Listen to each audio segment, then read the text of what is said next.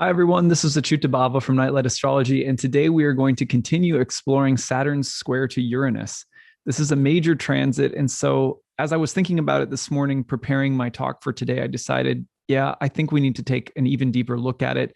There's more layers that can be unpacked, and I think continuing to combine and sort of meditate on this archetypal combination is going to be really helpful for us because even though the exact passage is over, it's going to help to refresh on it because you're going to feel the effects of this for at least the next couple of weeks, especially with Mars getting in on the mix of all of this from the sign of Leo.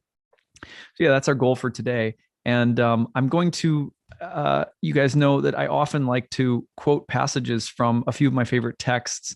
So I've got Cosmos and Psyche here today, and I want to offer some commentary just like on a few passages that Richard Tarnas, a few passages where Richard Tarnas writes about Saturn and also about Uranus, and just kind of use it as a diving off point. So that's what we're going to do today. All right. So before we do that, I want to bring up the real-time clock and give you a reminder of what this transit is all about. So here you can see that Saturn is in a square with Uranus. They're both at 13 degrees. They're just separating now. Yesterday was their exact configuration, their exact perfect square. And we're going to see that if we push this forward just a little bit, you can see that they're still within a degree of one another here in the next week.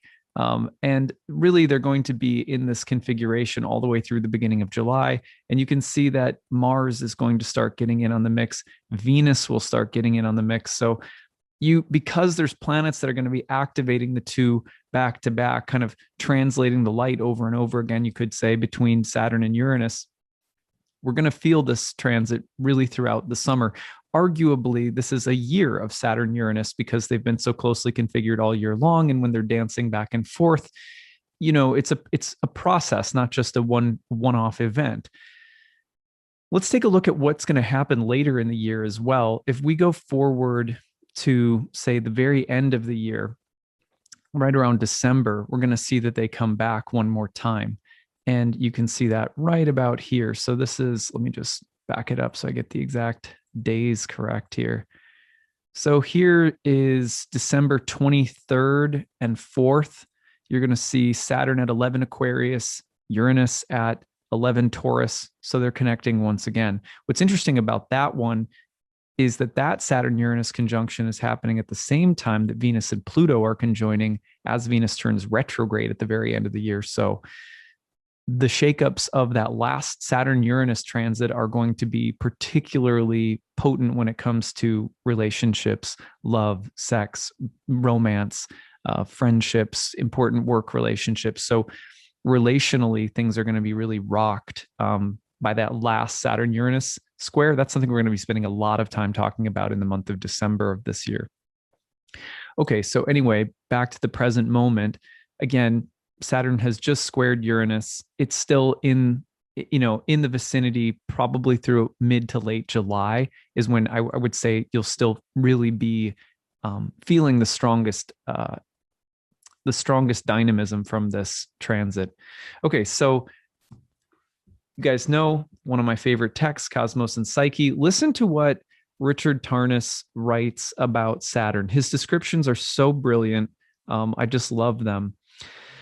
Saturn, the principle of limit, structure, contraction, constraint, necessity, hard materiality, concrete manifestation, time, the past, tradition, age, maturity, mortality, the endings of things, gravity and gravitas, weightiness, that which burdens, binds, challenges, fortifies, deepens, the tendency to confine and constrict, to separate, to divide and define, to cut and shorten, negate and oppose, to strengthen and forge through tension and resistance, to rigidify, to repress, to maintain a conservative and strict authority, to experience difficulty, decline, deprivation, defect and deficit, defeat, failure, loss, alienation, the labor of existence, suffering, old age, death, the weight of the past, the workings of fate, character, karma, the consequences of past action, error and guilt, punishment, retribution, imprisonment, the sense of no exit, pessimism, inferiority, inhibition, isolation, oppression and depression, the impulse and capacity for discipline and duty, order, solitude, concentration, conciseness, thoroughness and precision, discrimination and objectivity, restraint and patience, endurance, responsibility, seriousness, authority and wisdom, the harvest of time, effort, and experience, the concern with consensus reality, factual concreteness, conventional forms and structures, foundations, boundaries, solidity and stability, security and control, rational organization, efficiency, law, right and wrong, judgment, the superego, the dark, cold, heavy, dense, dry, old, slow, distant, the senex, Kronos, the stern father of the gods. Wow. It's just amazing how he can string those descriptions together. Now listen to what he says about Uranus, which I've read before, but let's read it again. Uranus is associated with the principle of change, rebellion, freedom, liberation, reform and revolution, the unexpected breakup of structures, with sudden surprises, revelations and awakenings, lightning-like flashes of insight, the acceleration of thoughts and events, with births and new beginnings of all kind, with intellectual brilliance, cultural innovation, technological invention, experiment, creativity, and originality. In addition to the occurrence of sudden breakthroughs and liberating events, Uranus transits are linked to unpredictable and disruptive changes. Hence, the planet is often referred to as the cosmic trickster. Another set of themes associated with Uranus is a concern with the celestial and the cosmic, astronomy and astrology, science and esoteric knowledge, with space travel and aviation. With respect to personal character, Uranus is regarded as signifying the rebel and innovator, awakener, individualist, dissident, eccentric, restless, wayward. These various qualities are considered to be so pronounced in persons born with a prominent Uranus and expressed so conspicuously in a person's life during Uranus transit that there seems to have been no significant disagreements among astrological authorities. So anyway, those two, I mean, if you just take that in a few times, like re-listen to those descriptions a few times, and then you think those two gods are meeting through a square. What is a square? A square is an aspect that is of the nature of Mars, god of conflict, god of confrontation, god of action. So these two planets are coming together right now to form action in our lives, to form a certain kind of conflict that could be a creative conflict that's very purposeful, very helpful. It could be a conflict that's very challenging. It could be a conflict that's expressed internally or externally in different areas of our lives simultaneously or in one more specifically. Usually you get a sense for that by looking at the whole sign houses that these planets are operating in your chart. But more broadly speaking, I want to go through another list of different things that I think we can watch for. Now, yesterday I spoke a lot about the principle of negation and trying to be free from things that we don't like, disagree with, that there's a natural process in defining ourselves in contrast to that which we oppose or resist. In order to be free of something we oppose or resist within ourselves, there is a period of time in our life where it's very natural to need to almost vehemently reject or oppose something. I'm not a drinker anymore. I am not, I'm not. You might get, if you've just gotten married and you're really taking commitment seriously, you might be really annoyed with people who are non-committal or something like that. So this is natural part of what can come up with a Uranus-Saturn dynamic. And I dove very deeply into it in yesterday's video. What I want to talk about today are kind of more of a mishmash of things that you can look for. For example, right now in your life, when we think about the principle of maturity that Saturn relates to, wisdom, discipline, maturity, the kind of things that come through hard work and long effort and patience and growth over a long period of time, consistent effort over a long period of time. In fact, in the Yoga Sutras of Patanjali, he says that in order for yoga to work, it has to be done in all earnestness, consistently, like every day over a very long period of time, without interruption.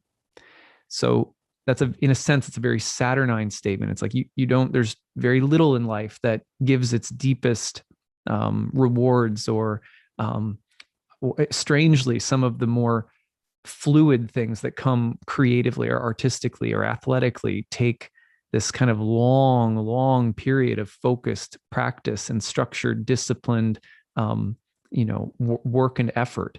So what I really like about the Saturn Uranus dynamic is the way that so much freedom comes in our life, whether it's freedom of mind, whether it is, freedom in an artistic medium, or even freedom as an astrologer. It's the same thing, that I feel looser and freer, more able to improvise and make lucid, kind of easy connections or associations in a chart that I'm reading, because of a long period of disciplined study, focus, times where it felt, like, just, is the work ever going to end?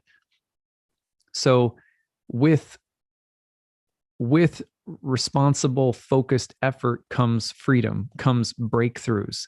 If you're practicing, then all of a sudden, one day, you find that you can do something without even having to think about it. So the Saturn-Uranus dynamic, watch for it right now in your life in terms of breakthroughs that you're experiencing because of long, concentrated periods of working on something. Don't be surprised if that comes up. Similarly, some of the most original, inventive ideas don't come just through one spontaneous moment of revelation or insight. Instead, they can come that way. But if you think about Saturn Uranus from the standpoint of that you're chipping away at a problem, you're slowly contemplating it. It's like slowly, walking around. If your problem is like an object and you put it in the middle of a room, you might spend days or weeks sort of slowly, circumambulating it. You might spend time, pondering it over, turning it over, kind of chewing the chewed, over and over. Doesn't feel like you're getting anywhere. And then boom, out of nowhere, it's like a lightning strike. There's an opening, there's an inspiration, there's an idea. But you can't say that the circumambulating of the problem for a long time and getting no results wasn't somehow a precursor to that lightning strike coming through. That's Saturn Uranus. I have a breakthrough. Oh no, now I have a problem or a limit or a block. Oh, there's another breakthrough. Oh, now there's another limit or a block. That feeling of 2 steps forward, 1 step back, 2 steps forward, 1 step back. It's very Saturn Uranus. You can watch for that right now. If you think about the need to take risks versus the need to do things in a really measured, careful way, that combination is Saturn Uranus. If you think of Saturn Uranus as the sudden grounding or clipping of wings or loss of freedom versus the sudden defying of limits, sudden breakthrough of previous problems. The alternation between the two can happen. Sudden loss of freedom versus sudden transcendence. There can be unexpected disruptions, breakdowns, delays, or there can be unexpected breakthroughs. There can also be, because of this, there can be this feeling that progress is steady. If we tend to have more of a manic mindset about, how progress looks or feels, this transit can help us to recognize that the work is never done. So if we're seeking that once and forever breakthrough, there maybe is a little bit of an escapist mentality that we have to overcome. And right now, Saturn might be saying breakthroughs will always come, and so will limits. They alternate because they're like the Tao, filling a cup and emptying a cup. How do we relate to both seasons in our lives, especially when they come in rapid succession? I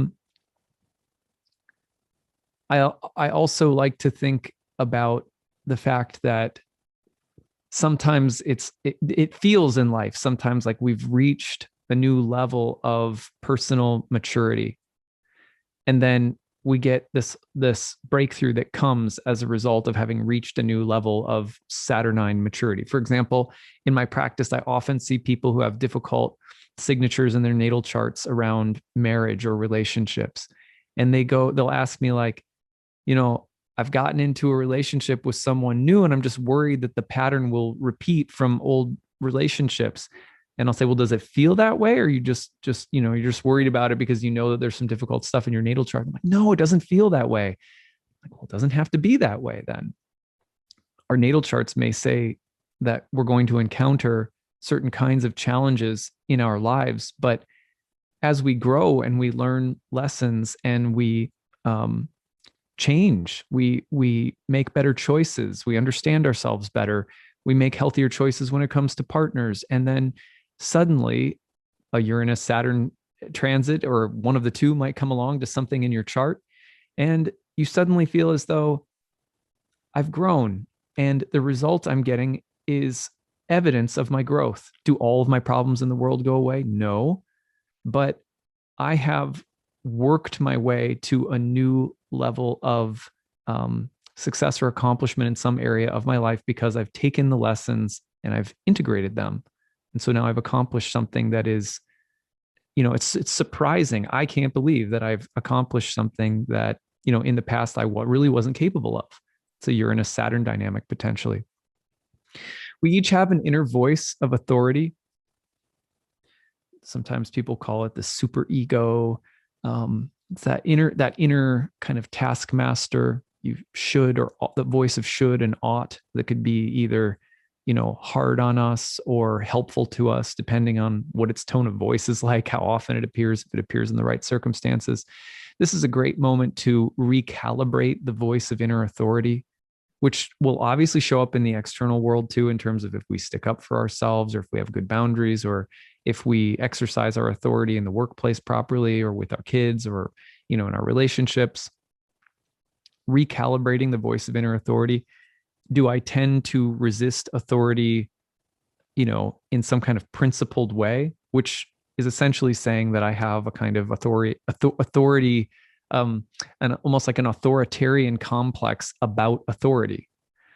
That's a tricky one to deal with when there's almost like a rigid authoritarian resistance to our own authority or to anyone's authority. And usually my experience reading charts, it seems to come from trauma, seems to come from real abuses of authority that either we've committed or that someone around us has committed. So there's some healing with the relationship to the healing of the inner authority or to authority figures. And there should be some balance in our lives between the respect that we give to authority figures on the one hand, and like a sort of reverence. If they're a good, healthy authority figure, we all need some. Just my opinion, but whether it's teachers, mentors, therapists, a boss or someone we look up to who's really good at something that we're also studying or whatever.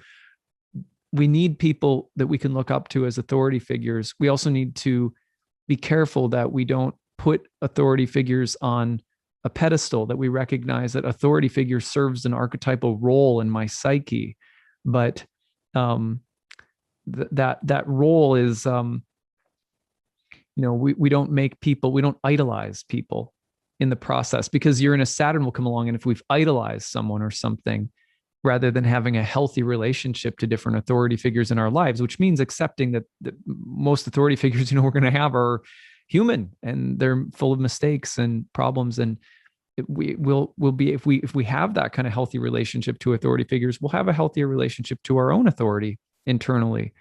We won't feel that we have to be perfect internally if we allow for authority figures in our lives and different areas of our lives to also play their role and be human at the same time. So, the right relationship to authority, that's something that can come up with Saturn Uranus. I also like the idea of, the superego for people is often associated with God. And ultimately, what kind of figure is the divine in the psyche, this divine being, this divine source of all things? And to me, if you take a personal approach to relating with the divine, then it's very important that the divine not just be an authority figure, not just be someone who knows more, who's in control of things, who has tasks or tests for you. It's important that and we say this in bhakti all the time, all the scriptures in bhakti say this, that the more that your spiritual relationship with source evolves, so to speak, the more that the one should be able to recognize and sort of respect the way that the divine shows up in moments of authority, lawgiver, judge, father or mother, whatever, kind of someone above us that we surrender to in terms of knowledge or control or what we ought to do or something like that. But that as we go, we should be cultivating friendship, the highest levels of bhakti, romantic love. So it's important because our spiritual life is not likely to survive if the only way we conceptualize the divine is in terms of a taskmaster, a test giver, a judge, a moral judge, an authority, a controller. There are those elements to the divine. They're archetypal. All archetypes are aspects of the divine. But there's God as friend, God as lover, God as child. This is why we have, baby Jesus, baby Krishna. We have, there's always been attempts to articulate the presence of the divine in relationships that are other than just an authority figure. Sometimes we're going to run into real problems if we don't look for other kinds of relationships in our lives with divinity, with spirituality, with the voice of God within. At the same time, if we're totally allergic, completely allergic and angry and resistant to, divinity as an authority, a judge, a guide, a tester, an authority, we have to make peace with that and find right relationship to that as well. Because really what we're looking for is a sensitive relationship to all the different relational aspects of divinity. Okay, turning the page a little bit. We don't want Saturn Uranus to turn into repression of youth, the young, creativity, or originality. We don't want it to turn into white-knuckled hyper responsibility. We don't want it to turn into freedom for oneself while repressing or actively opposing others and trying to limit others, which is a weird paradox or contradiction that can happen with Saturn Uranus. With great freedom comes great responsibility. That's kind of a Saturn Uranus dynamic. If someone is resistant to change, to growth, to evolution, that's a Saturn Uranus dynamic. At the same time, if someone is completely resistant to the discipline or maturity needed to actually evolve and grow and make any kind of creative impulse substantive and lasting, those are balancing back and forth. Routine versus breaking the routine, pressure and constriction versus breakthrough. So now we're going to come back to this in the next couple of weeks, probably again, but Mars is so we've got all of this cooking. It's a crock pot. It might be a pressure cooker, and then we're going to throw in a bunch of jalapeno. We're going to throw in Mars, the god of war and action, and intensify the whole thing for the next 3 to 4 weeks. Venus will get in there too. But at the end of all of this, Venus and Mars conjoin in Leo, and there seems to be that there's going to be resolution, and I think a lot of creative and personal breakthroughs that come through these dynamics. I'm really encouraged by this overall. I can, assure you I'm experiencing it personally. I don't know about you guys, but I'd love to hear your stories in the chat box today. How have you been noticing these two dynamics at work in your life? Tell us some of your stories in the chat box. And I look forward to continuing to break this transit down in the weeks ahead. I think I will probably do maybe later this week even, I might do a walk through the 12 houses again, just to refresh where is Saturn and Uranus according to your rising sign, and what house topics are they activating right now. So we'll probably do that too. All right, that's what I've got. Hope you guys have a great day, and look forward to more soon. Bye, everyone.